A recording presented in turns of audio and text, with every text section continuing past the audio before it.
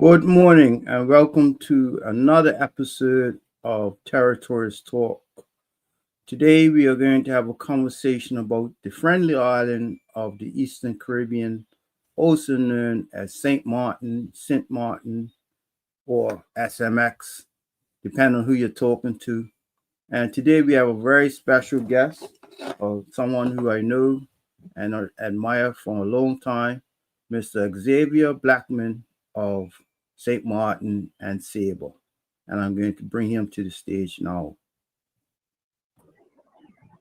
Good day, Mr. Blackman. Good morning. Good morning. Famous. How are you doing? Or as they say in some of the islands, Kuntabai. Kontabay. Amita Bong Danki. Yeah, donkey, yes. Well, some people might think donkey means something else. How you doing? How's St. Maarten today? Good. It's a quiet and sunny day. So happy to be back and on your show again. Yeah. Yeah, a lot of people throughout the region, we hear about the big islands, Barbados, Trinidad, Jamaica, obviously. But a lot of the smaller islands get lost in the source that people don't know about. So one of the goals of Territories Talk has always been to highlight the stories of the, for lack of a better term, the smaller islands, right? So I want to give a shout out to my co-host, Shayna Smith Archer, who you would know of the Virgin Islands, and speaker Shirley Osborne of Montserrat. Sorry.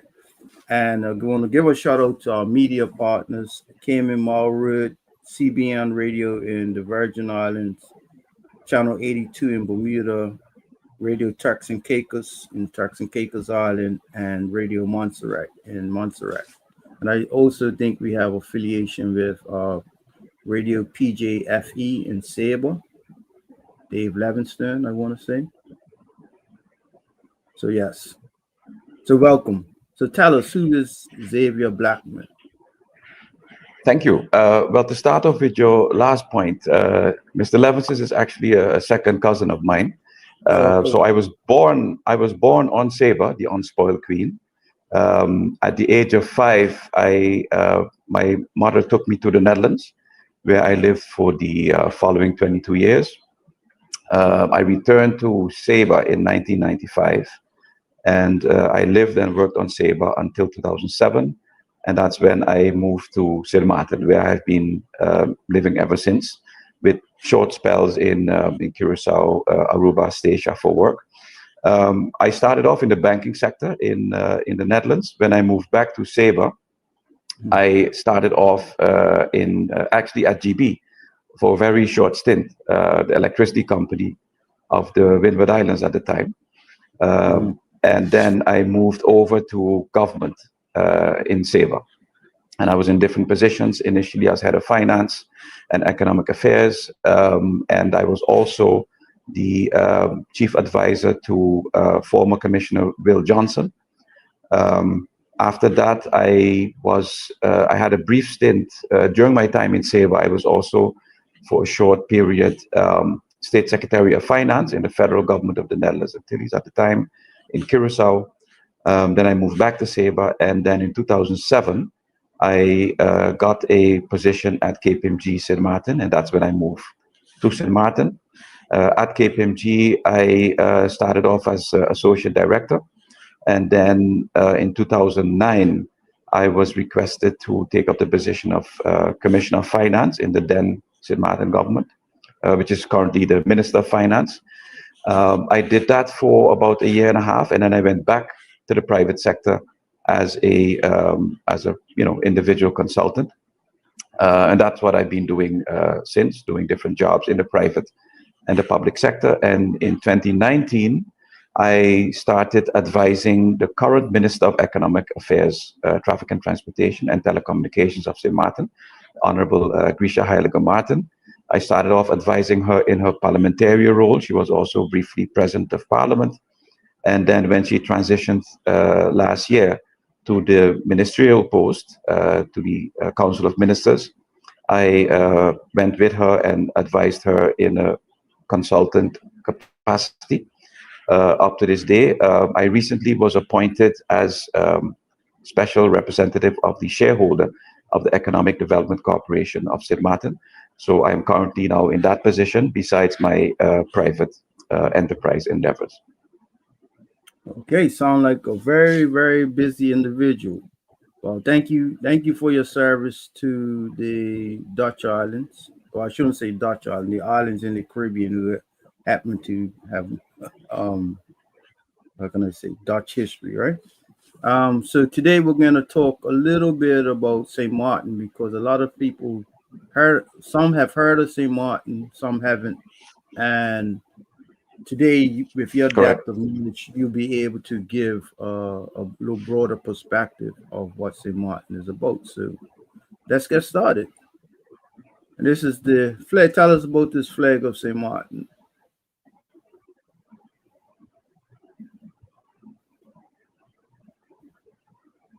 Now, saying, tell us about the flag of St. Martin.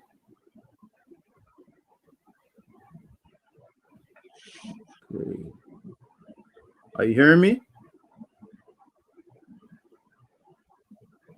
Yes, it was a little bit choppy, but I can hear you now again. Yes. Yeah, sorry. That's the problem with being in the Caribbean. Our telecommunications isn't all that great. Now, saying, tell us a little bit about the flag of St. Martin. Yes, what you're seeing now is the official, uh, I would say, Dutch colonial flag of Sint Maarten. It represents the red, white, and blue, which is also in the Dutch flag. And then in the middle or to the left, actually, is the coat of arms of Sint Maarten. There's also a unity flag, as you know, and most of your listeners would know, Sint Maarten was colonized both by the Dutch and French. So there is still a official boundary between the north, which represents the French, and the south, which represents the Dutch part of the island. But there's also a unity flag that represents the unity of both the north and the south. So, like I said, Sint Maarten was colonized by the French and the Dutch in the past, and it is still to a certain extent the case. It was used primarily for slave trade and plantation. It was a plantation based economy. There are still some plantation, I would say, properties on the island. Some areas are still named after the owners of those plantations or former owners, like the Plants family, etc. So in 1954, with the establishment of the Netherlands Antilles, the former Netherlands Antilles, as a country or constituent state within the Kingdom of the Netherlands, you then had the Netherlands proper, the Netherlands Antilles, and Suriname. So that constitutional structure was created in 1954. And that remained in place until 1975 when Suriname left that consolation, the 50th anniversary of the independence of Suriname. And then you have in 1986, Aruba left the Netherlands Antilles and became a separate constituent country within the kingdom, the so-called status aparte. So that happened in 1986. And then the five remaining islands remained together until 2010, when the remains of the Netherlands Antilles were dismantled. The three islands, the smaller islands, so to speak, Bonaire, Sint Eustatius, and Saba, then became special overseas municipalities of the Netherlands.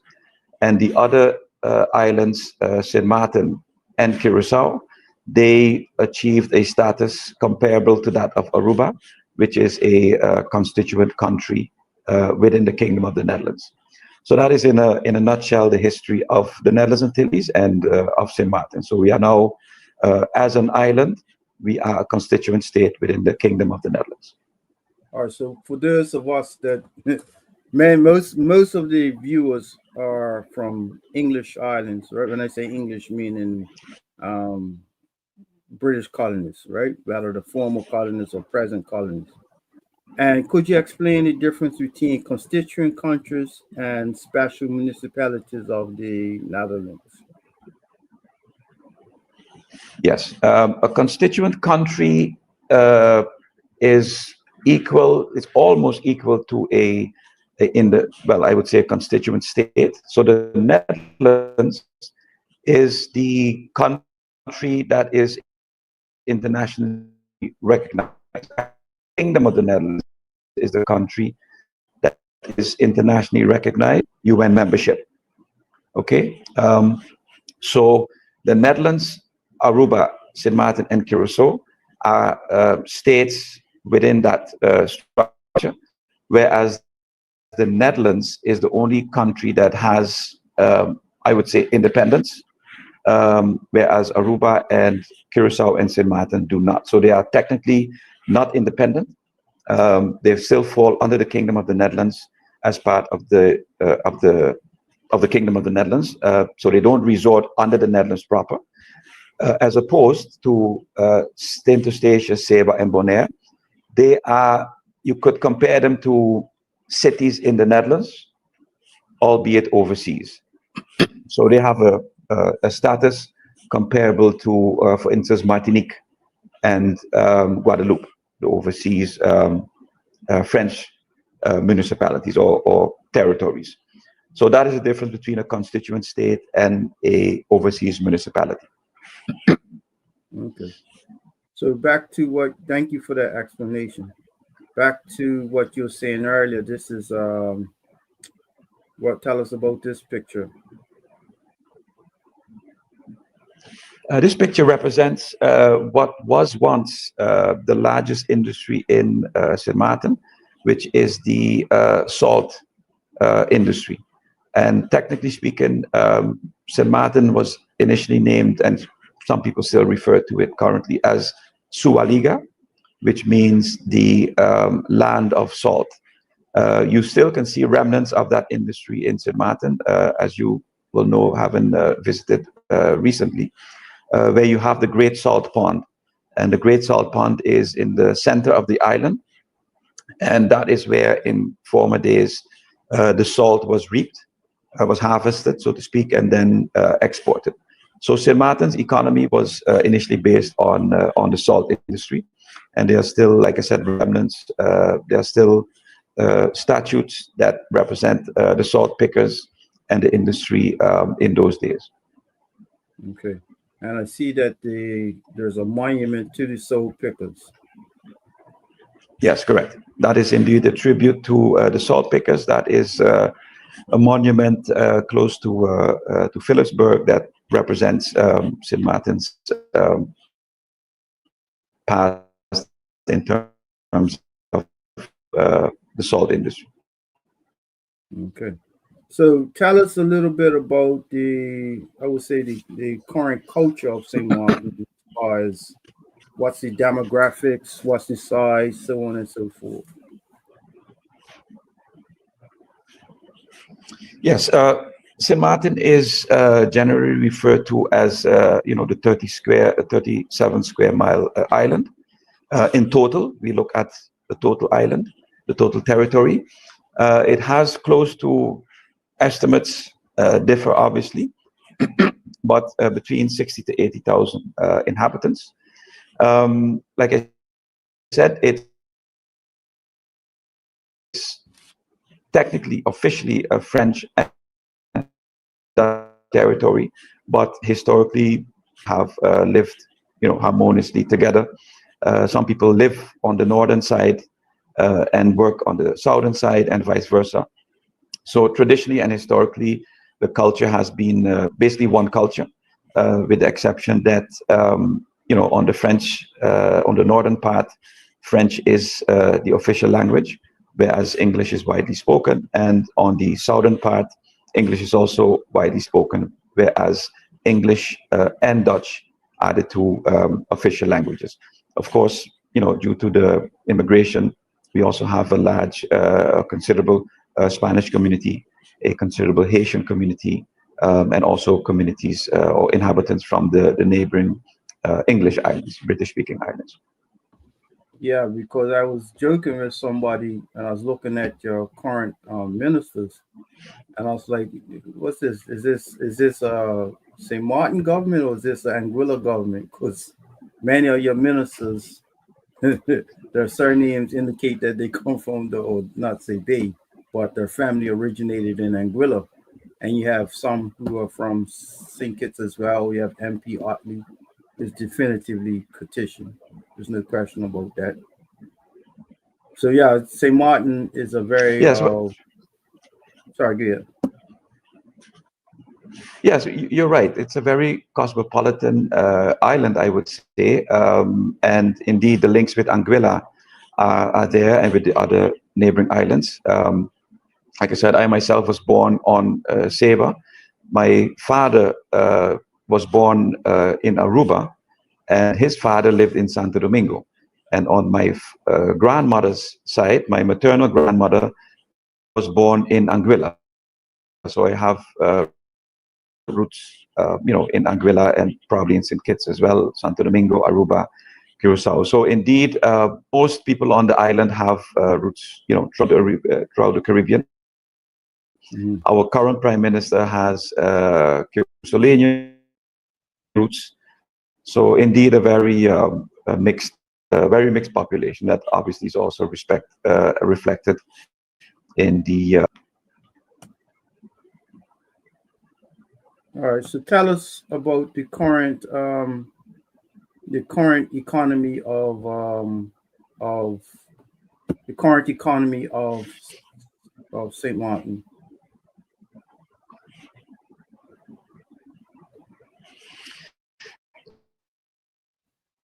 The current economy is, as you know, nobody will be surprised to hear that, based on tourism, has been since the 60s, I would say, um, Mm-hmm. uh, in the process of being, uh, I would say, diversified. We have heard about diversification for years. The current government is really looking to put that action plan into place, and not so much moving away completely from tourists wants, they want more of a local experience, as opposed to just flying to the island and lying on the beach and having dinner. They really want to have local experiences. So St. Martin is in the process of transitioning to that type of tourism model. There are also efforts to attract, I would say, digital nomads, so people who can work globally, digitally, remote, and that will make St. Martin their home or their office, so to speak. Mm-hmm. So that is one of the objectives of the current government. And besides that, the government is also looking at expanding and really beefing up the agricultural sector. When I say agriculture, I also mean fisheries, and animal husbandry. So there are many efforts in that respect. And speaking of our neighboring islands, including St. Kitts, last year there was a mission to St. Kitts. The current Minister of Economic Affairs, who parliamentary committee the government into giving agriculture a more prominent place in where we looked at how St. Kitts deals with their agriculture, how they have expanded it, and how they have really made it into a very strong sector. We are currently in talks. When I say we, the government and the private sector on St. Martin are in talks with the government of St. Kitts to organize a follow-up visit where both sectors on both islands can exchange ideas on how, for instance, the trade between the islands can be improved. Because St. Kitts has a pretty considerable agriculture producing sector, and they have a lot of space to export, a lot of opportunities to export. St. Martin, on the other hand, is looking to really expand the agricultural sector from basically backyard farming to really making it expanding it to making it a real strong sector that can also contribute to or contribute more to the economic development of the island. So giving more opportunities for local farmers, getting more people into farming and agriculture in general, making it more sexy and attractive, for lack of a better word, for people to get into the agricultural sector, and to establish a sector that will contribute. We will never be, or at least not in our lifetimes, completely self-sufficient, but at least work towards more self-sufficiency when it comes to agriculture, and also establish more working relationships with agricultural organizations and governments in the region. As you know, there's a initiative to reduce the export. Is a 2020 by 2025 initiative. We are already in 2025, so it's not clear yet if that objective will be reached, but the CARICOM has that objective to, I believe it is, reduce the dependence on agricultural imports to 25%, or at least be for 25% self-sufficient. So Sint Maarten fully supports that objective and that aim, and is working hard towards improving the contribution of the agricultural sector on Sint Maarten to the overall economy. Okay. And tell us about your currency in St. Maarten. Yes, we recently, so Sint Maarten and Curacao share one financial regulator, which is the Central Bank of Curacao and Sint Maarten. And earlier this year, the new official currency, the Dutch Caribbean guilder, as to the Dutch Antillian guilder, which was and still currently is partially used. So that new currency was introduced.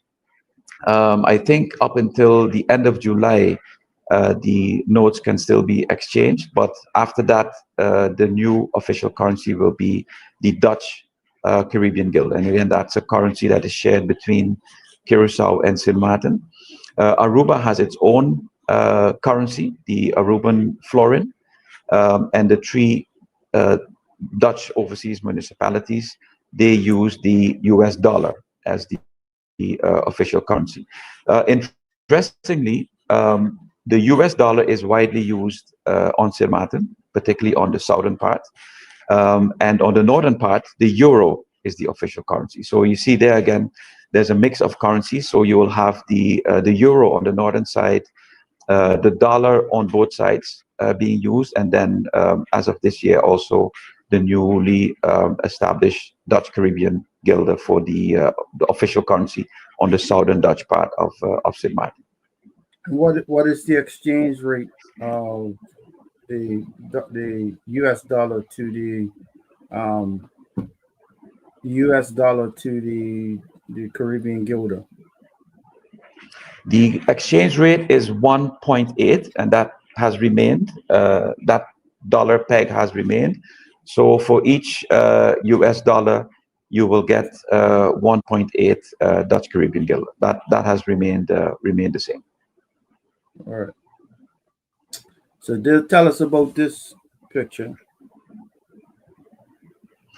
That picture is the border monument. So to the right of that picture is the northern part, the official Dutch part of the island, and to the left is the southern part, the Dutch part, where you will see the Sint Maarten flag and the Dutch flag, and to the right you will see the French flag, the European French flag. Now, the border might sound a little bit misleading for those who haven't been to Sint Maarten. It's technically speaking, there's no physical border. There's a monument which will show when you cross that, I would say, invisible border. But you wouldn't notice it if you're not aware of it. Like I said, people drive back and forth. There's no there's no border control or anything like that. So you drive back and forth. There are two other areas where you can cross the border. There is one in Dutch Quarter where there's a similar monument. Again, you just drive past it. You know, tourists will stop to take a picture, but you just drive past it and then you traverse the border from the north to the south, or or vice versa. So that is the official monument where every year on the 14th of July and on St. Martin Day, there is a brief official ceremony, including officials from both the northern and the southern part of the island. Mm-hmm. So the signage changes, like when you're on the Dutch side, the signage will be in Dutch and English, and then when you're in French, is in French and English, or is there any, the signage remains the same? Yes, so the road signs are pretty universal, obviously, the traffic signs, but you will indeed see the signage on the northern part is French, the indications, and on the southern part are Dutch and English, I might say. A lot of the street names on the southern part are still Dutch, like Houtsteeg, Oranjesteeg, and those kind of names. But indeed, the signage is different on both sides of the island. But like I said, both populations move around on both sides of the island, so that has never really been an issue. So what's the sort of, I guess you'll say, the cost of living like in St. Martin? Is there a challenge with the cost of living in St. Martin?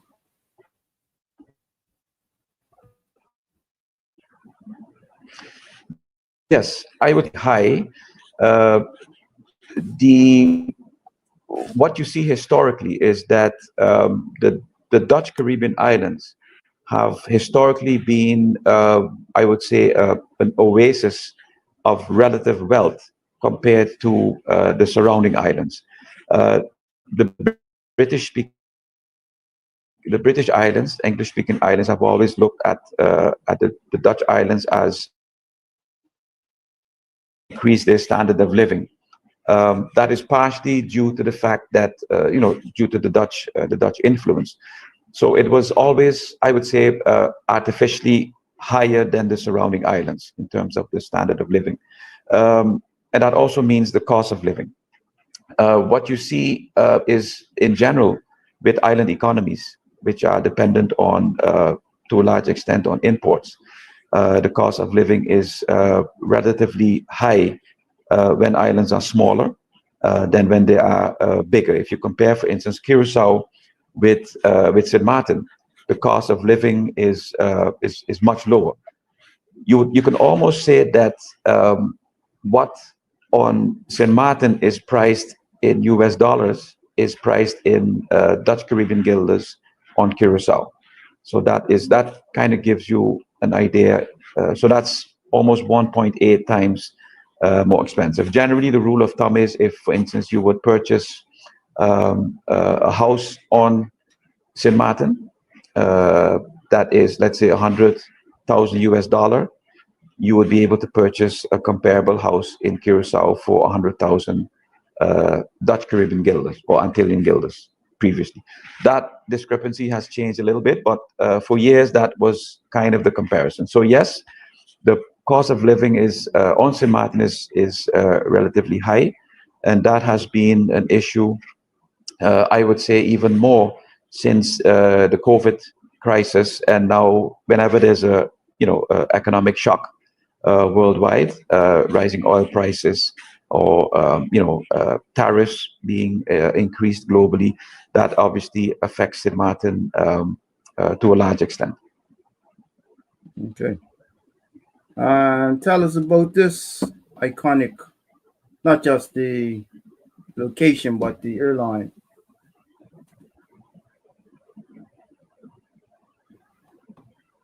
Sorry, I lost you there for a second. What was your question? No, sorry, say, tell us about this iconic shot with the location and the airline. Ah, yes, that is indeed an iconic shot. It depicts the world famous Maho beach, which is kind of a mecca for aviation enthusiasts around the world, because it's the beach is right next to the threshold of the airport runway. Of one of the runways, there's one runway, but of course they take off from both sides. And the plane landing in that shot is St. Martin's very own Windward Island Airways. Windward Island Airways serves initially served the three islands, Seba, Statia, and Sint Maarten, and Sint Barts as well. But recently, the last 2 years, it has 2 or 3 years actually, it has expanded its network to Aruba, Curacao, and also Dominica, Martinique, Barbados, St. Vincent, and the Grenadines. So Winair has purchased a number of larger planes in the last 3 years, larger ATR turboprop planes to be able to serve a wider part of the Caribbean region. They also fly to the BVI, which is very convenient for a lot of travelers in the region. Antigua, like I said, Dominica. So the route network has expanded significantly the last 3 years. We also are served obviously by international airlines, American, KLM, Caribbean Airlines, and the likes, Air France from Europe. But that iconic shot is indeed iconic because it kind of captures I would say, the aviation and tourism spirit of St. Maarten. Maho Beach, Winair landing, and the obviously blue waters and blue skies. Okay. Yeah, because I was trying to put up a video where you actually have tourists standing on that beach. The planes are flying in overhead, and when planes are taking off, the jet blast. Some people actually get, I don't want to say blown away, but they get moved a little bit. But another time I'll show that video. Yes, that is one of the thrills of, like I said, aviation enthusiasts and in general tourists. To get a little bit of that jet blast. So especially on Sunday afternoons when the big jets take off, the beach is packed. That picture is the beach is pretty empty, but indeed there's a lot of videos online where you can see a packed beach and people enjoying the thrill of the jet blast, the dangerous thrill of the jet blast, I might add, because there are signs there warning people against it because it can be hazardous to your health. Yeah. So let's make a little transition and talk a little bit about the local politics of St. Maarten.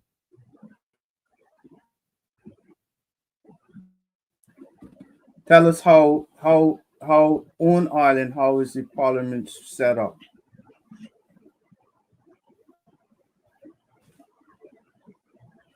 Sorry, could you hear me? Yes, it was a little bit jittery, but I understood you wanted to transition to the local politics. Yes. So tell us a little bit about that. You're quite knowledgeable on that. Yes, in Maarten politics, the first and most important thing I think to mention is that unlike the neighboring countries and islands, St. Maarten, as of 2010, when it became a constituent country within the Kingdom of the Netherlands, has switched from a monistic political system to a dualistic political system. What you see in most of the other territories, there's a monistic system where members of parliament are also members of the cabinet, of the Council of Ministers.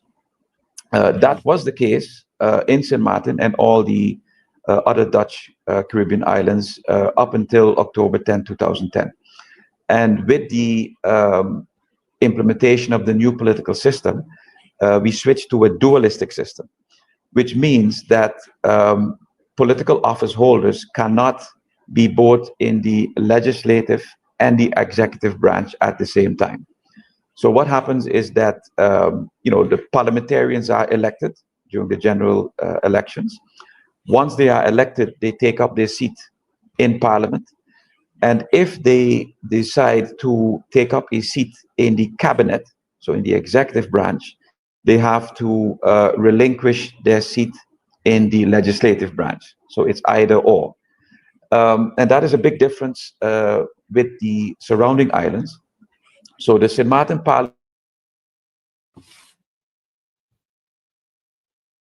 Council of Ministers consists of seven ministers, headed by a prime minister. So that's a big difference, compared to mainly the English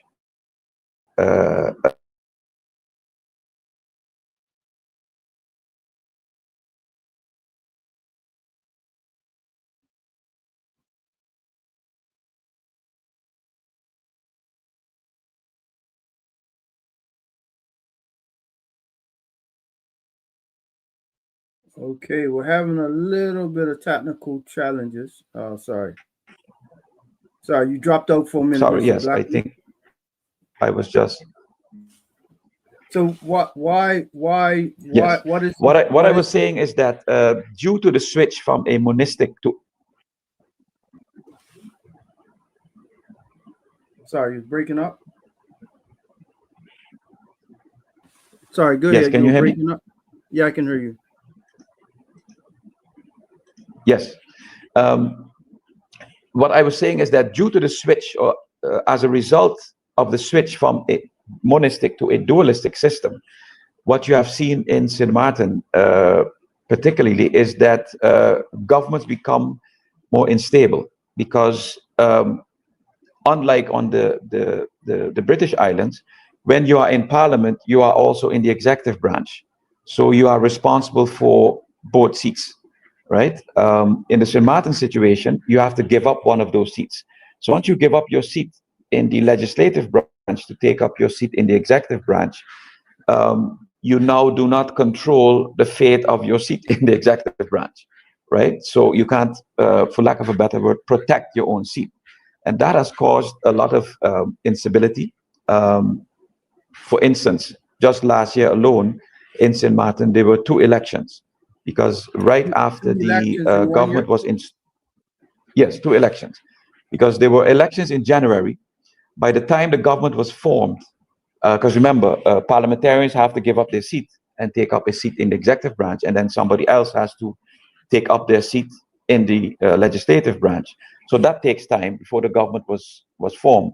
And then by the time the government was formed in May, I think it was 3 or 4 weeks in, one of the coalition parliamentarians switched sides to the opposition, and by doing so, the government collapsed. So we had to go back to the polls in August of last year and go through that whole cycle again.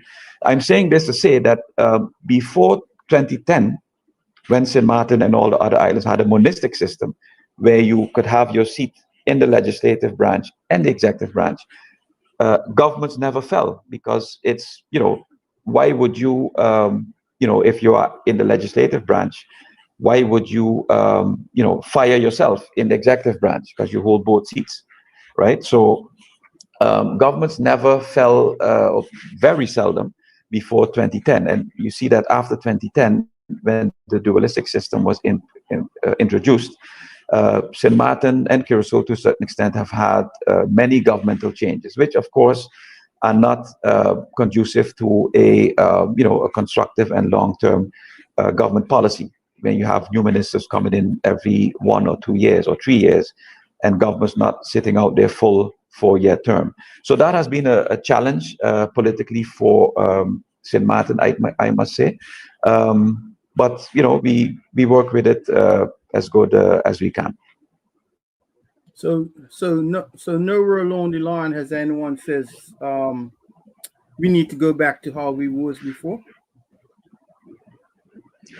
There have been voices to I personally, as advisor to former parliamentarian Grisha Heilige Martin and current minister, have had many discussions about that with her. She has had discussions with others as well about it. But it would take a lot of legislative change. And the other thing that I failed to mention is that although Sint Maarten is a constituent country within the Netherlands, the country of the Netherlands proper still has the final say on many of the decisions. For instance, the budget, once approved by the Sint Maarten Parliament, still has to be both approved by a committee installed by the Dutch government, and then it has to be approved by the Dutch Kingdom Council of Ministers. So that is one remnant of Sint Maarten's colonial history. And secondly, speaking about modernism, even if the Sint Maarten Parliament would decide to go back to a monistic system, it would still require ultimate approval by the Dutch government and Parliament and Kingdom of Council of Ministers. And obviously, they were the ones actually who, I would say, almost forced the Dutch islands to switch to a dualistic system leading up to 10-10-10. So I doubt that they would agree to switching back to the monistic system. But that is something that I think personally needs to be looked at, because I don't think you can have stability in small island communities like ours with a dualistic system, how it functions at this. All right. So that this picture here is outside of the Parliament of St. Maarten.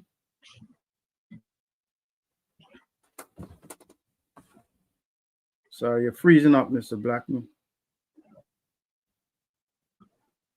Yes, so the picture, correct. That is the legislative, the building of the Parliament, which includes the offices and the. And this is the actual Parliament chamber.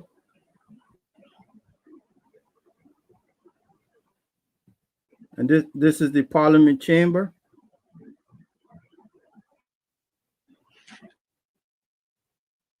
Yes, that is the legislative hall with the chair and the Secretary General. Okay. Cool.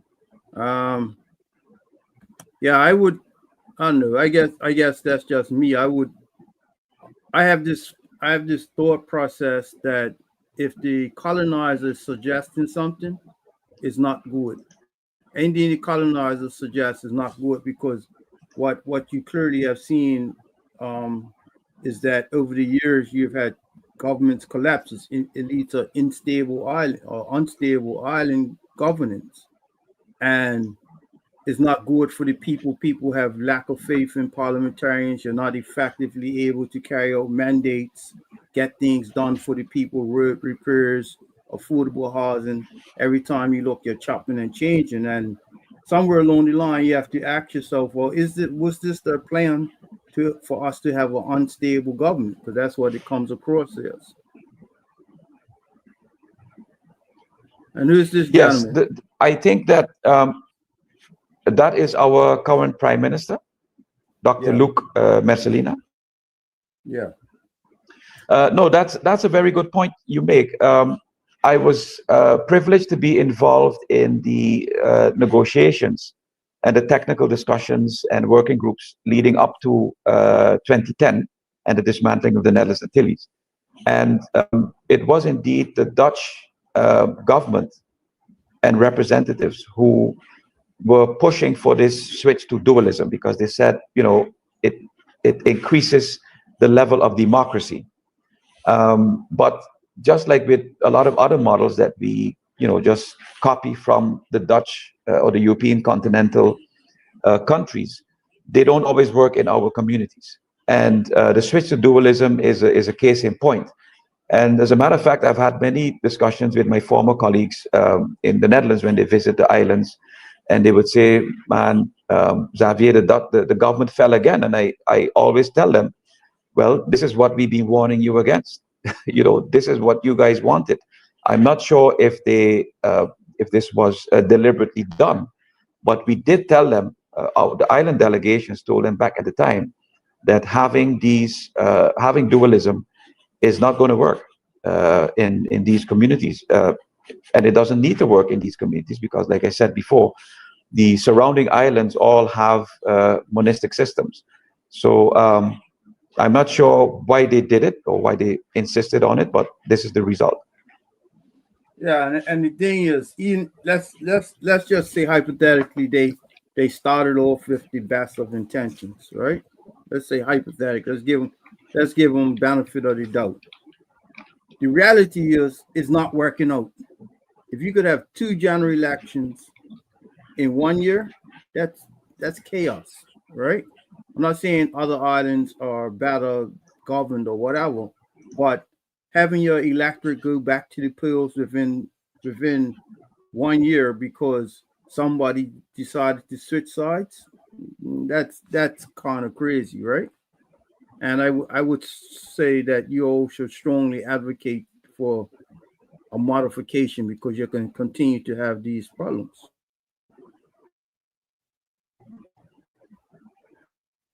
Anyway, tell us about this lady.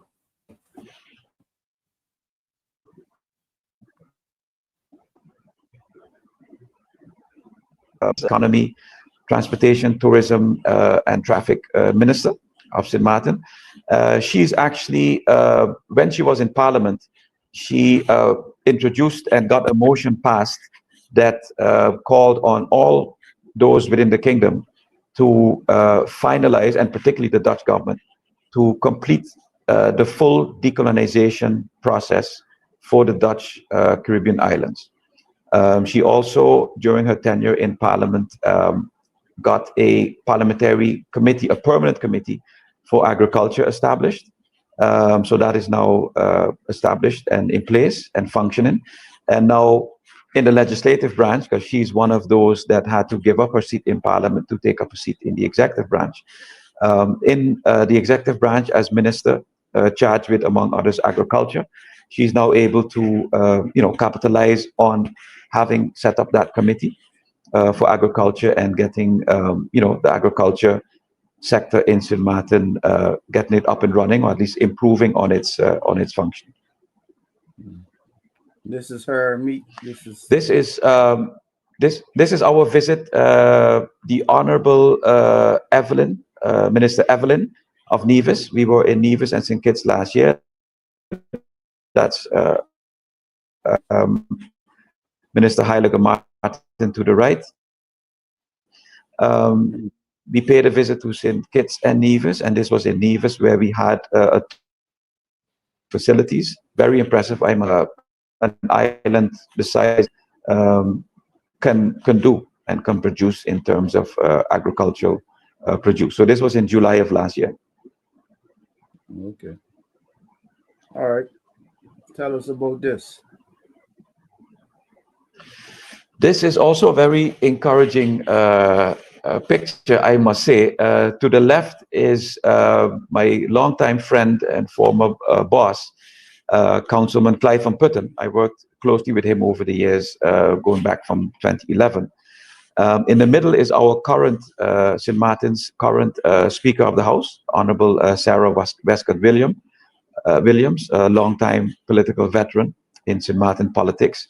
And to the right is my country or island countryman from Saba, Vito Charles, a very young and bright politician. He's island council member.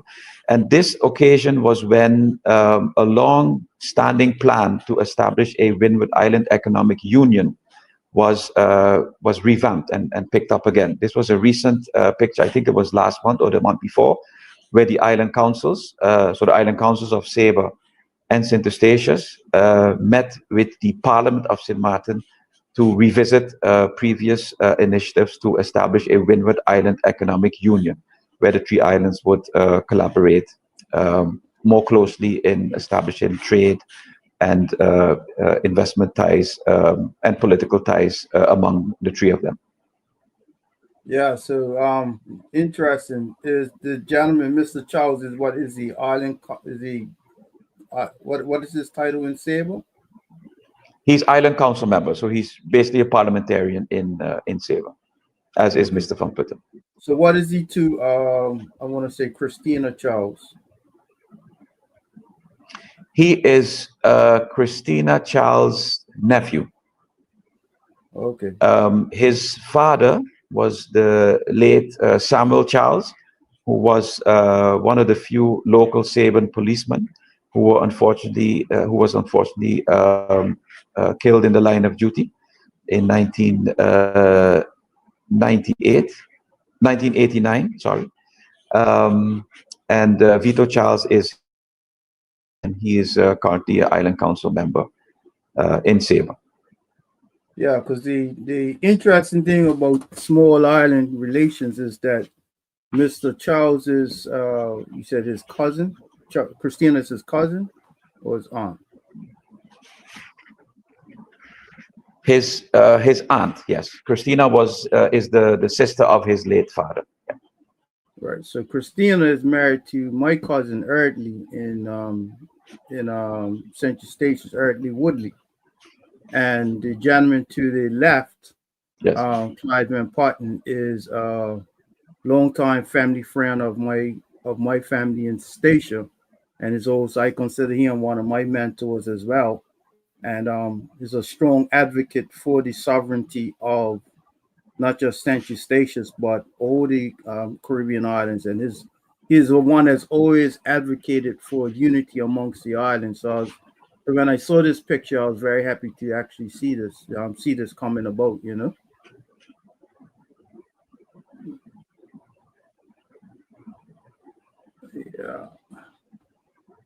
So tell us about. There's another picture. 1 minute. And then there was some recent activity between St. Maarten and BVI, correct?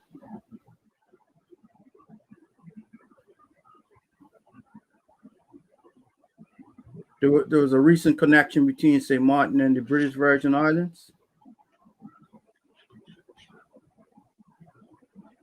Are you hearing me? Can you hear me? Mr. Blackman, can you hear me? All right. So are you hearing me, Mr. Martin?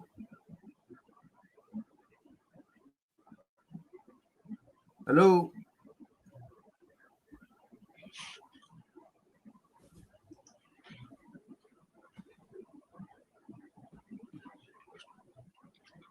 Are you? Seems we're having a little. My apologies to the viewers. It seems we're having a little technical difficulties. Are you hearing me, Mr. Blackman?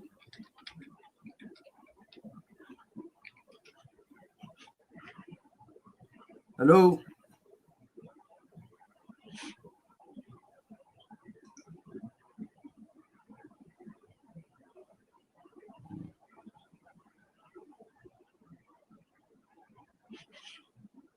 All right, can you hear me?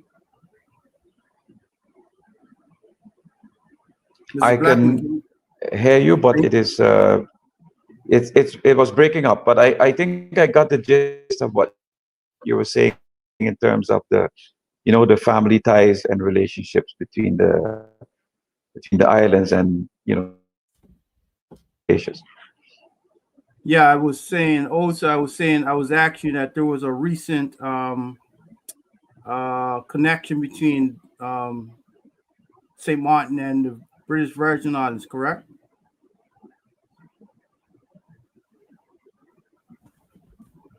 Hello? Could you repeat that last part? No, I said there was a recent connection between St. Martin and the British Could you repeat Virgin that Islands. last part about the BVI and St. Martin? Right. I was saying that there was a recent meeting between the governments of St. Martin. Yes, indeed.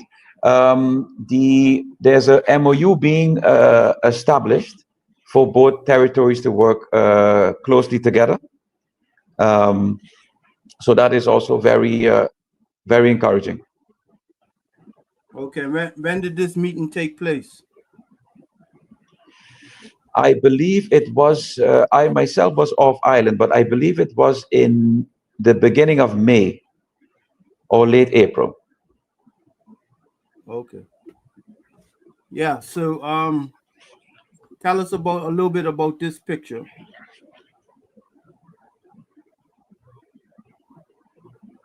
Yes, that picture is the delegation consisting of the premier of the BVI, our Prime Minister, Luc Messelina, and then also our Minister of Economic Affairs, Honorable Grisha Heiliger Martin, and her staff, staff from the Economic Affairs Department, and the Premier from the BVI with his delegation. The agreement was to establish a MOU to increase the collaboration between both territories. A very important step, I believe. Specifically, or especially seeing that Winair now has direct flights to the BVI from Sint Maarten, so we can do a lot of business with the BVI, a lot of collaboration with the BVI. We can learn a lot from them, and they can learn a lot from us. Currently, the BVI is looking to transition from the financial services sector more towards tourism. So that is something that Sint Maarten can definitely assist the BVI with, and vice versa. The BVI can assist Sint Maarten with, information and experiences related to other sectors that Sint Maarten would like to diversify into. Okay. So, as we close up, what would be your message to the people of St. Maarten? Hello? Can you hear me? Sorry, could you repeat that last part? No, I said, as we close up, what would be your message to the people of St. Maarten? My main message would be to take very pay very close attention to global developments, particularly global geopolitical developments, the shifts in geopolitical relationships, and prepare for a new, I would say, a new world order, where instead of just looking to the US and Europe, we need to start looking at South America, the African continent, and what I like to call Western Asia, what usually is referred to as the Middle East. There's a lot of opportunities, and that is where the global developments are leading. So I would encourage everybody to follow those developments and prepare and open your minds towards a different world order in terms of who we do business with, who we trade with, where we get our tourism from, our tourists from, etc. All right. Well, thank you, Mr. Blackman, for once again coming on the show. We look forward to having more people from St. Maarten, Statia, and Sabre to talk about what's going on in those islands. And I want to just, again, give a shout out to my co-host, Shana Smith Archer of Virgin Islands, and Speaker Shirley Osborne of Montserrat. Thank you for all that you do. Thank you to our media partners, Cayman Maho and Cayman Islands, who's now launching their own TV station, Radio Turks and Caicos, Radio Montserrat, Channel 82 in Bermuda, and CBC Radio in Barbados, and Radio PJFE in Sabre. Thank you. Thank you for having me on, and to all the listeners and viewers and partners. It was a pleasure, and I shout out also to Shana. I haven't seen her in a while, but I hope to connect with her next time when I'm in the BVI. Yeah, and when you see the when will you see the Minister Grisha Martin again, Heiliger Martin again? Probably tomorrow. All right. Well, give her my regards, and I see why I see exactly why she's getting. I'll definitely do that. And I see exactly why she's getting so much stuff accomplished for the people of St. Maarten. Thank you for having her back. No problem. My pleasure. All right, my brother. We'll talk. Thank you all, and look forward to another episode of Territories Talk sometime later on this week, where we bring you somebody from another island to talk about what's going on in those islands. Thank you, thank you, thank you. Thank you.